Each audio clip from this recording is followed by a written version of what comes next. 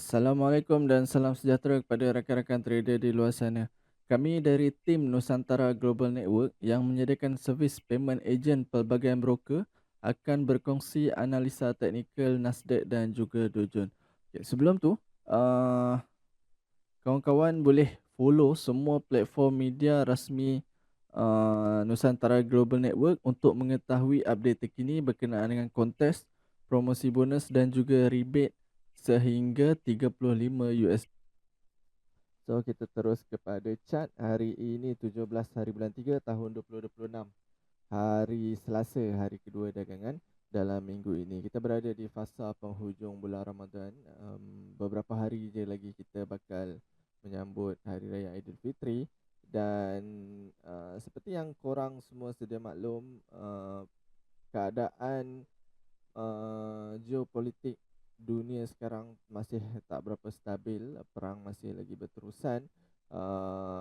Banyak isu-isu yang cuba depa nak deal tapi belum menghasilkan sebarang apa orang kata kata putus kata akhir. Dan uh, pergerakan itu juga disebabkan itu juga banyak pergerakan-pergerakan pasaran dunia uh, bergerak dalam keadaan yang volatile. Tapi dalam pada waktu tu juga ia ada yang bagi profit yang luar biasa kepada para trader dan juga ada yang bagi loss yang luar biasa kepada para trader. Sebab pergerakan yang berlaku memang pergerakan yang jauh ataupun pergerakan yang banyak. Uh, satu entry dia boleh pergi 200 ke 300 pip dalam satu pergerakan, satu lonjakan wave. Sama ada wave uptrend ataupun downtrend. So dia bergerak dalam julat yang besar. Okay. So kalau kita nak tengok balik analisa lepas yang kita dah buat untuk Nasdaq dan juga Dow Jones, ini adalah Nasdaq, ini adalah time frame 1 jam US Tech 100 cash. So kita target pada analisa lepas yang mana kita nak sell. Kita nak sell di sini. Okay. So yes, apa yang dia buat dia tak sampai. Ini agak mengecewakan juga sebenarnya.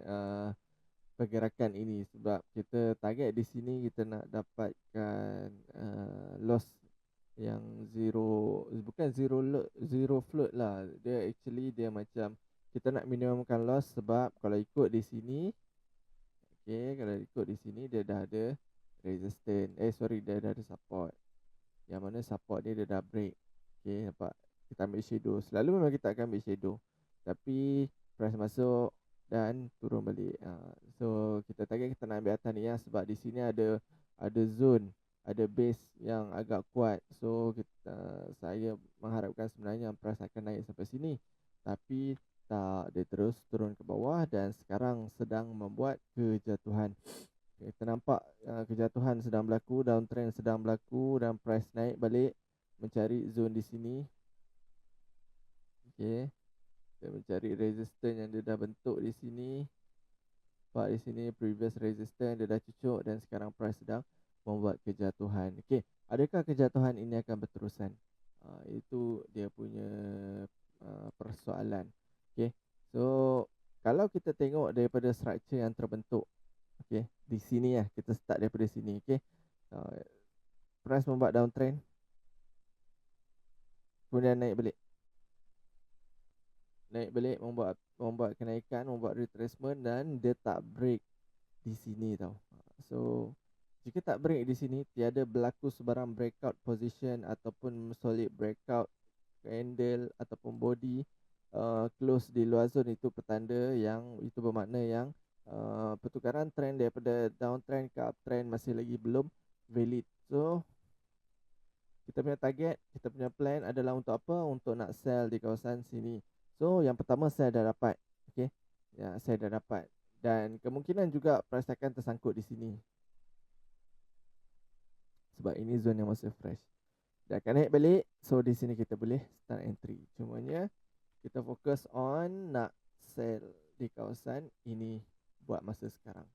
Selagi mana belum ada solid breakout terbentuk di zone resistance ini, selagi itulah kita valid untuk nak sell di kawasan di dalam zone ini. Alright, so buat masa sekarang memang kita plan untuk nak sell. Ambil TP di mana? At least ambil TP di bawah sini. So ini sekurang-kurangnya lah.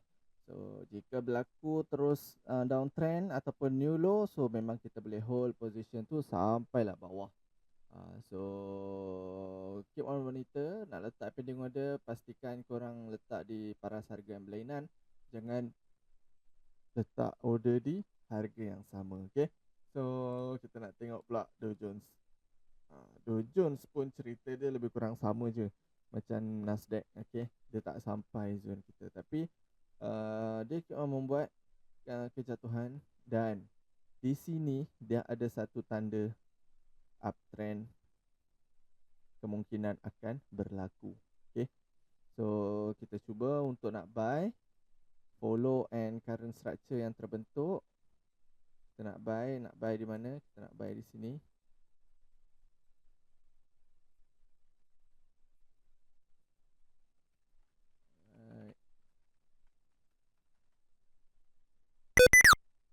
Buy ataupun support